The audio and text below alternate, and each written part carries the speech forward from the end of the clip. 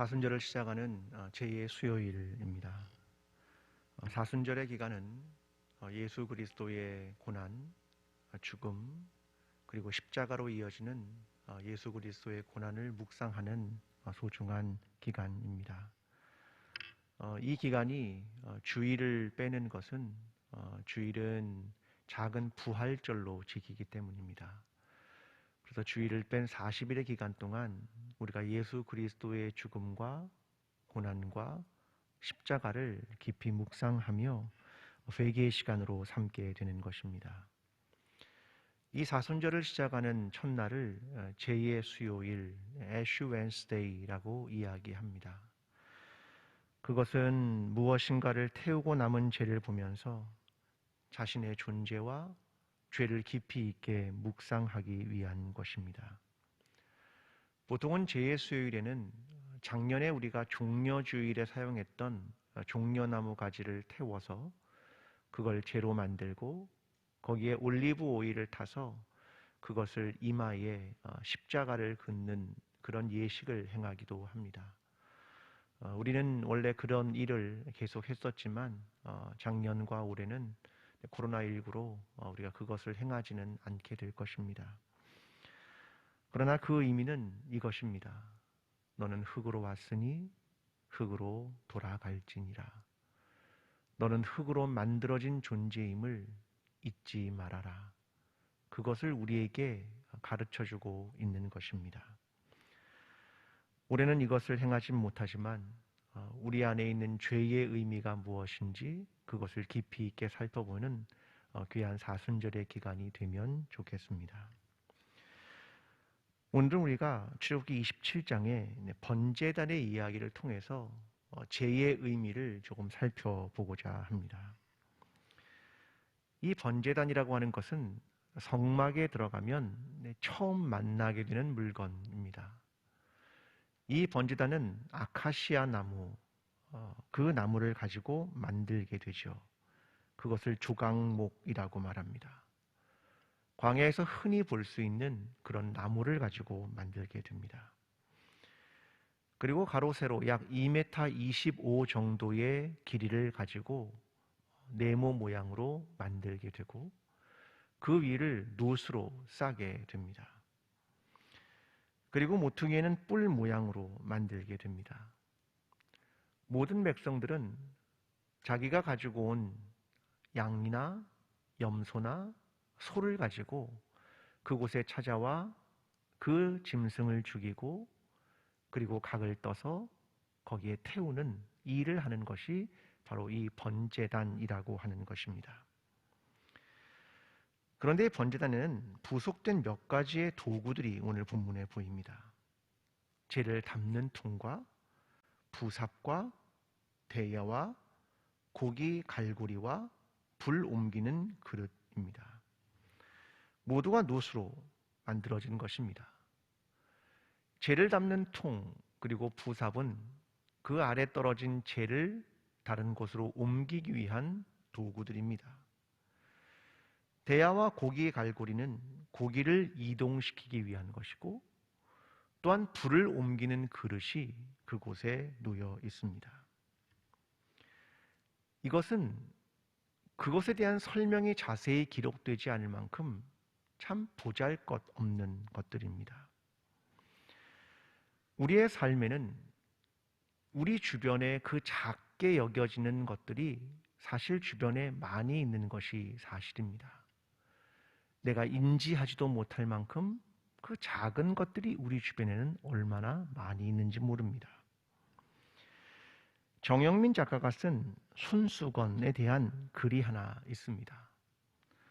손수건이란 정말로 작은 물건이지만 그 손수건 안에 담긴 뜻을 이렇게 글로 썼습니다. 제가 그 글을 좀 읽어보겠습니다. 손수건은 닦음으로써 상처를 삼키고 어루만진다. 손수건은 무엇이든지 닦는다. 본디 닦는 것은 수행이다.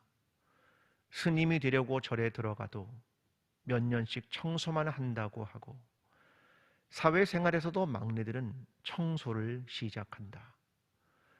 마당을 쓸고 닦으며 번잡한 마음을 내려놓는다.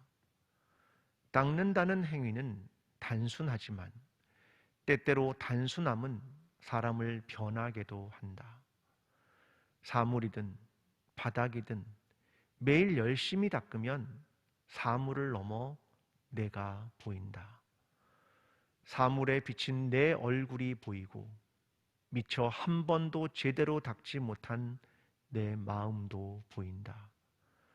사람들은 그제야 성급히 제 마음을 닦는다. 이 정영민 작가가 손수건이라고 하는 정말로 작은 물건 하나를 생각하면서 쓴 글입니다. 사물이든 바닥이든 매일 열심히 닦으면 사물을 넘어 내가 보인다. 참 묵직한 말입니다. 상상을 해봅니다. 제사장들은 재를 담은 통과 부삽을 보면서 매일 아래로 떨어진 재를 떠서 나르면서 과연 무슨 생각을 했을까? 그저 더러운 찌꺼기를 보게 되었을까? 아니면 이 일을 귀찮은 일로 여겼을까? 반복되는 일들도 마음을 다해 하면 결국 자기를 발견하게 되고 자기의 죄를 발견했을까? 아니 오늘 후대에 우리가 이 죄 담는 통을 가지고 설교할 줄은 알았을까? 그 질문을 하게 됩니다. 성막의 물건들은 대부분 사이즈가 있습니다. 오늘 본문 1절은 이렇게 말합니다. 너는 주광목으로 길이가 5규빗, 너비가 5규빗의 제단을 만들되 네모 반듯하게 하며 높이는 3규빗으로 하고, 번제단을 만들 때는 가로와 세로 그것을 만들되 5규빗으로 만들고 모양은 네모 반듯하게 만들어라 라고 하는 구체적인 지시를 하고 있습니다. 그런데 성경을 읽다 보면 이 성막에 있는 물건 중에 그 모양과 크기를 말하지 않는 기구들이 등장한다는 것을 발견하게 됩니다. 예를 들면 사이즈를 말하지 않는 기구가 하나 있습니다. 그게 뭐냐면 물두멍입니다. 물두멍은 제사장이 손과 발을 씻는 기구인데 그 사이즈를 말해주지 않습니다. 그 모양조차도 말해주지 않습니다. 성막 안에는 등대가 있습니다. 그런데 그것은 모양은 말하지만 크기에 대해서는 설명해주지 않고 있습니다. 과연 어떠한 의미들이 있을까? 그런 생각을 해보게 됩니다. 그런데 재를 담는 통은 어떤 모양과 크기로 만들었을까? 이 작은 물건에 대해서는 어떠한 언급도 되어 있지 않았습니다. 보통 어떤 물건을 만들 때 크기와 모양이 언급되지 않으면 부사렐과 오홀리압이라고 하는 이 두 사람이 그것을 어떻게 예술적으로 만들까? 혹은 어떠한 크기로 만들까를 결정하게 되는 것입니다. 물론 이 통도 그랬겠죠. 이 통이란 뭐 그리 예술적으로 만들었겠습니까? 그냥 실용적이면 되는 것이겠지요. 재를 담는 통이란 문자대로 말하면 이런 말입니다. 단의 재를 담는 단의 통. 실용성을 고려하여 한 상상을 해봅니다. 번제단에서 태우는 제물 중 가장 큰 건 소입니다. 소를 태웠다면 그 아래 재가 어떠했을까? 기름 범벅이 된 재들이 거기 있었을 거고요. 꽤 양도 많았을 겁니다. 그래서 용량이 제법 큰 통이 필요했을 것으로 보여집니다. 그 통은 깨끗할 리 없었겠지요. 언제나 더러운 재를 담고 있었으니 말입니다. 과연 이 통은 어떠한 의미가 있을까? 거기에 대해서 생각해 보면 좋겠습니다. 성경은 늘 작은 것들의 의미를 말합니다. 마치 재를 담은 통처럼 말입니다. 그것에는 고유한 이름조차 없습니다. 기능, 재를 담는 것 자체가 그냥 이름입니다. 우리 주변에도 이러한 것들이 있습니다. 책갈피, 책의 갈피에 그냥 꼽는 것, 그 기능대로 말하는 이름입니다. 연필꽂이, 연필을 꼽는 통이라는 말입니다. 별로 중요하지 않은지 이름 자체가 그냥 기능입니다. 재를 담는 것이 그리 대단한 일이겠습니까? 참 작은 도구입니다. 우리는 우리 자신의 의미를 생각해 봅니다.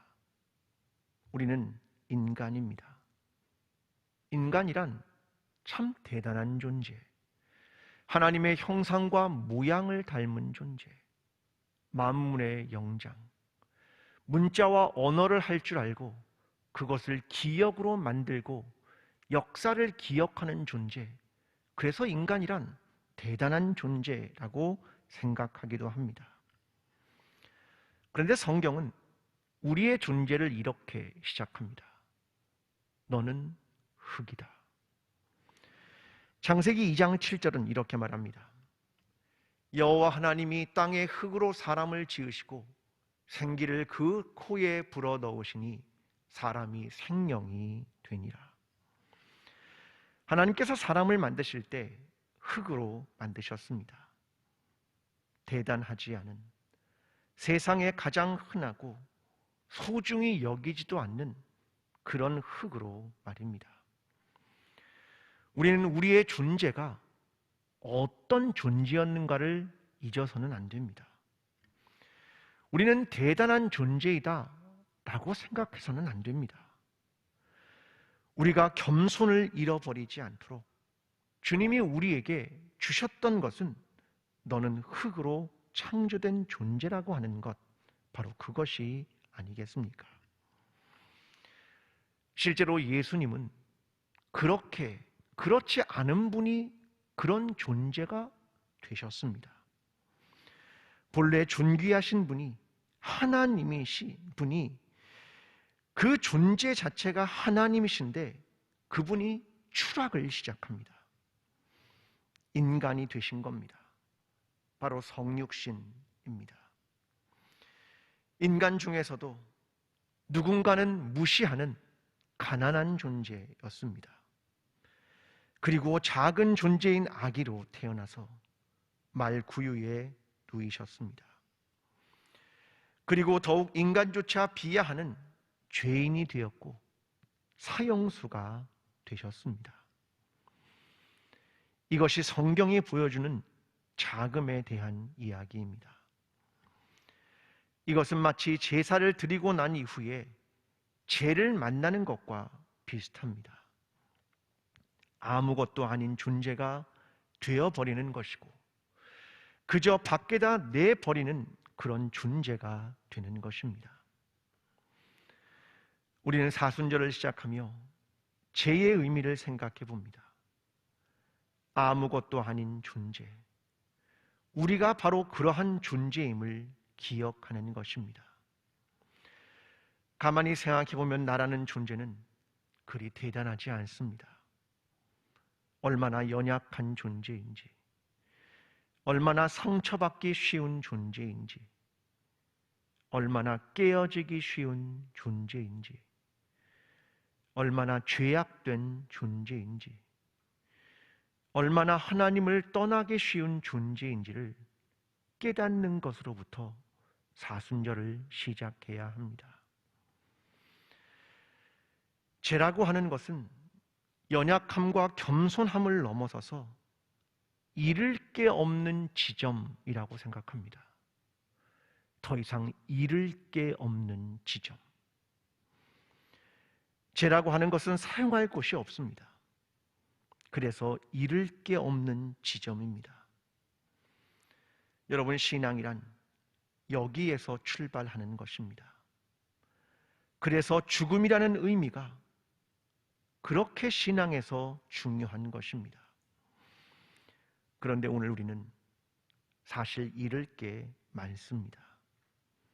가진 것이 많아서 그렇습니다. 자존심, 욕심, 자리, 힘, 종교, 여러 가지 모양으로 말입니다. 재란, 더 이상 잃을 게 없는 지점에서 출발하고자 하는 것입니다. 이제 사순절 기간을 시작하며 재에서 시작하고자 합니다. 그리고 부활을 향한 여정을 시작하고자 합니다. 오늘 우리는 자신을 발견해야 합니다. 내가 할 수 없는 것이구나. 내 계획대로 되지 않는 것이구나. 내가 노력해도 이룰 수 없는 것이구나.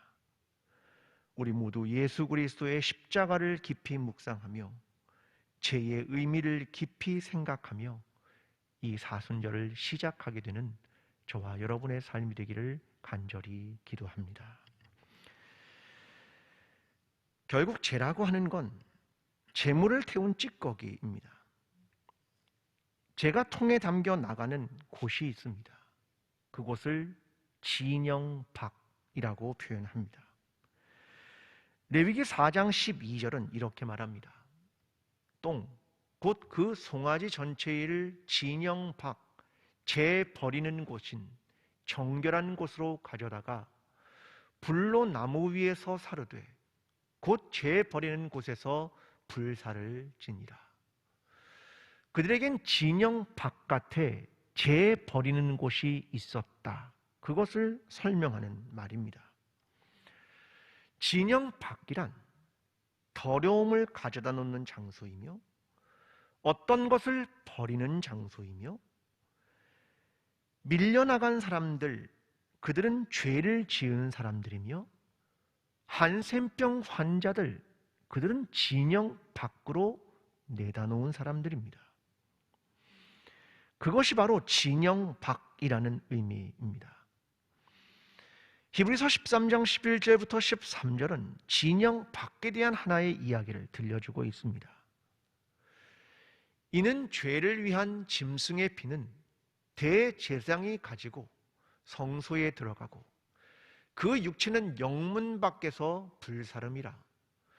그러므로 예수도 자기 피로써 백성을 거룩하게 하려고 성문 밖에서 고난을 받으셨느니라. 그런즉 우리도 그의 지옥을 짊어지고 영문 밖으로 그에게 나아가자. 예수 그리스도의 십자가, 그 십자가를 졌던 곳, 그 갈보리는 예루살렘 밖입니다. 영문 밖, 그곳은 죄인의 장소이며 사형을 집행하는 장소였기 때문입니다. 그래서 오늘 히브리서 13장은 치욕이라는 단어를 사용하고 있는 것입니다. 그 장소가 바로 죄가 나가는 장소였다는 것입니다.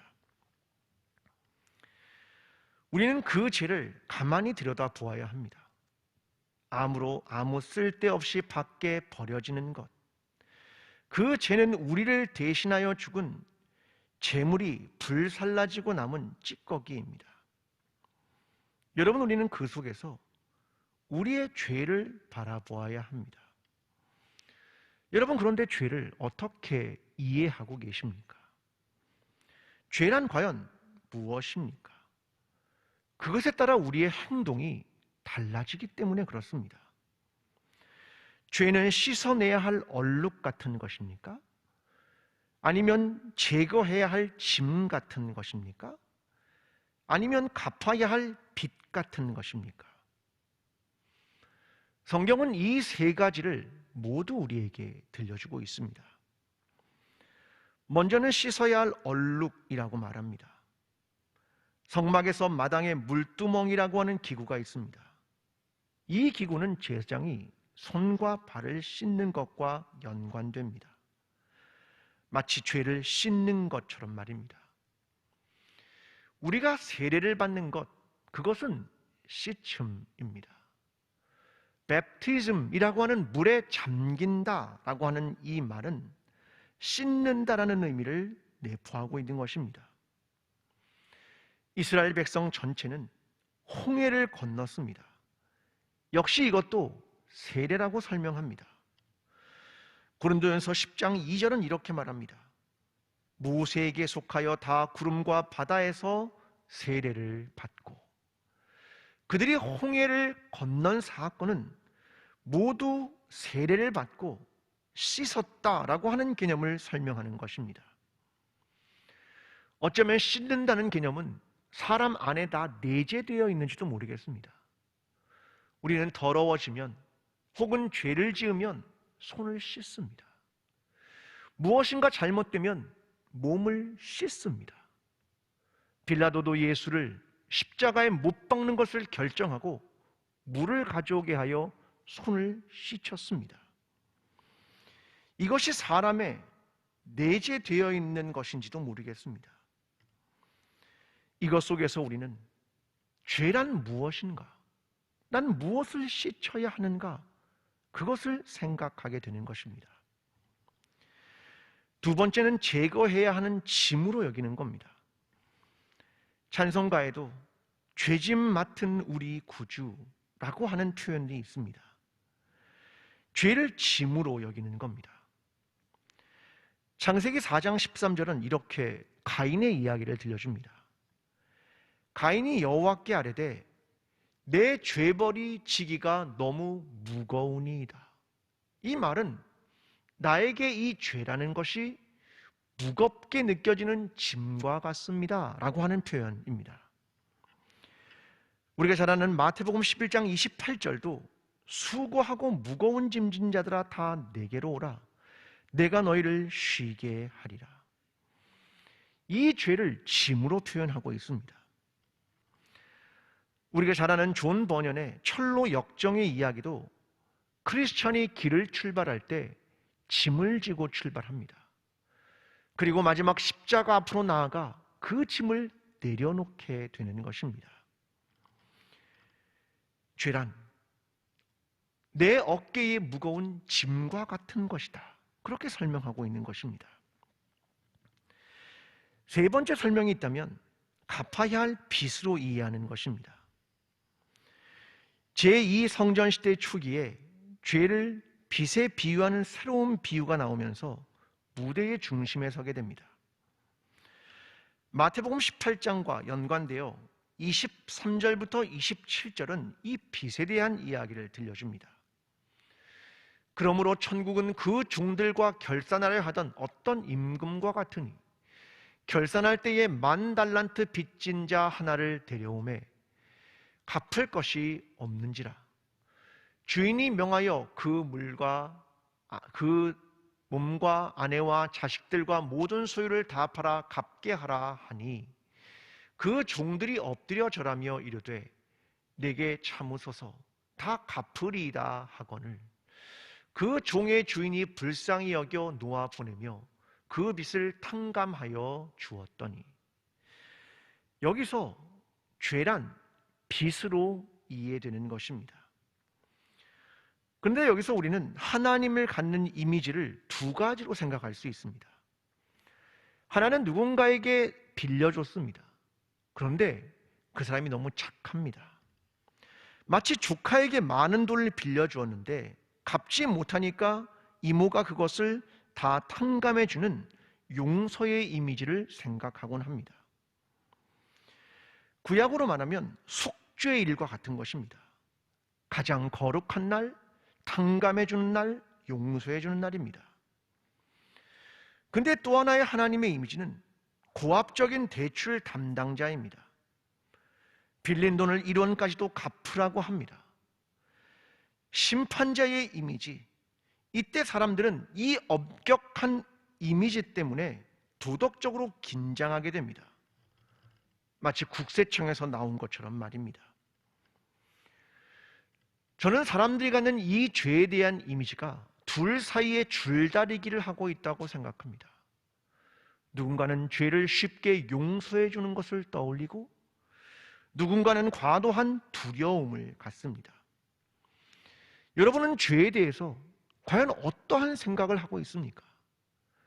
그냥 한번 회개하면 하나님이 쉽게 용서하는 그런 이모쯤으로 생각하는 것입니까? 아니면 고압적인 자세를 가진 엄격한 이미지를 가진 대출 담당자처럼 생각되는 것입니까? 우리는 그 둘 사이에서 줄다리기를 하는 것 같습니다. 저는 오늘 죄 지은 한 사람을 조명해 봅니다. 누가복음 7장에 나타난 여인입니다. 예수님께서 바리새인의 집에 갔을 때 있었던 일을 기록하고 있습니다. 37절부터 39절은 이렇게 말합니다. 그 동네에 죄를 지은 한 여자가 있어 예수께서 바리새인의 집에 앉아 계심을 알고 향유 담은 옥합을 가지고 와서 예수의 뒤로 그 발 곁에 서서 울며 눈물로 그 발을 적시고 자기 머리털로 닦고 그 발에 입 맞추고 향유를 부으니 예수를 청한 바리새인이 그것을 보고 마음에 이르되 이 사람이 만일 선지자라면 자기를 만지는 이 여자가 누구며 어떠한 자 곧 죄인인 줄을 알았으리라 하거늘.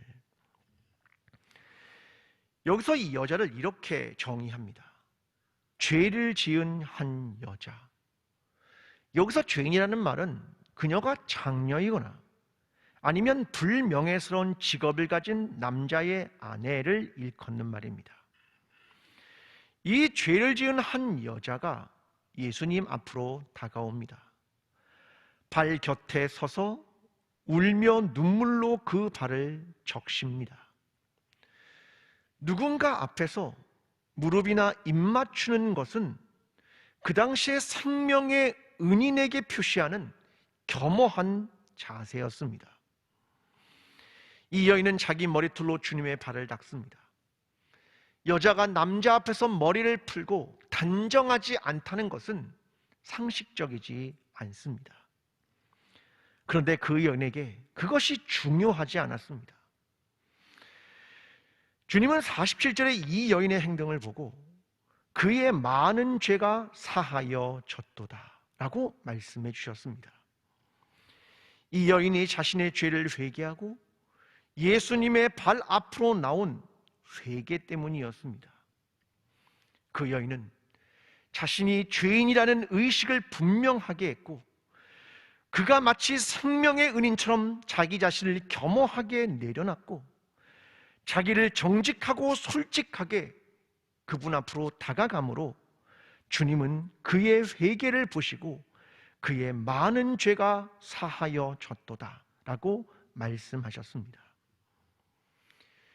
이 말을 다른 말로 해보면 이런 말입니다. 예수님이 했던 수많은 이야기가 나의 이야기가 되었다. 이 여인이 회개하게 되는 순간이 찾아온 것은 예수님이 했던 그 수많은 이야기들이 오늘 나의 이야기가 된 것입니다. 성경을 읽는 것으로 비유해보면 이렇습니다. 내가 성경을 읽지만 성경이 나를 읽도록 노출한 행위입니다. 내가 성경을 읽고 있지만 그 성경이 나를 들여다보도록 나 자신을 노출하는 행위를 이 여인이 한 것입니다. 그 핵심에 회개가 있는 것입니다. 제사를 드리고 죄를 퍼내는 일은 누군가에게는 반복적인 일상이 되고 누군가에게는 일이 되고 누군가에게는 의미 없는 불편한 일이 되고 그럴 때는 아무것도 아닌 것이 되어버립니다. 여러분, 신앙이란 무엇입니까? 성경을 읽고 듣는다는 것은 무엇입니까? 의무입니까? 반복입니까? 일입니까? 지식의 축적입니까? 아니요. 중요한 것은 성경이 나를 읽도록 해야 한다는 겁니다. 나 자신을 솔직하고 겸허하게 내려놓는 일을 시작해야 한다는 겁니다. 여기서부터 회개가 출발하게 될 것입니다. 오늘 우리는 우리의 존재가 그리 대단하지 않다는 것과 우리가 죄인이라는 사실을 깊이 인식하고 하나님 앞에 나아가면 좋겠습니다. 마치 한 여인이 자신의 머리를 풀고 주님 앞에 나아갔던 것처럼, 그의 발에 입 맞춘 것처럼 말입니다. 오늘 이 밤 하나님 앞에 자기 자신을 솔직하게 내어놓고 자기 자신을 회개하며 시작하게 되는 사순절의 첫날 제 수요일이 되기를 간절히 기도합니다. 기도하겠습니다. 하나님, 아무것도 잃을 게 없는 지점에 섭니다. 죄와 함께 말입니다. 하나님, 우리는 본래 흙이었습니다. 이것을 잊지 않게 하시고 다시 여기에서 부활을 향한 길을 시작할 수 있도록 주님 우리를 도와주시옵소서.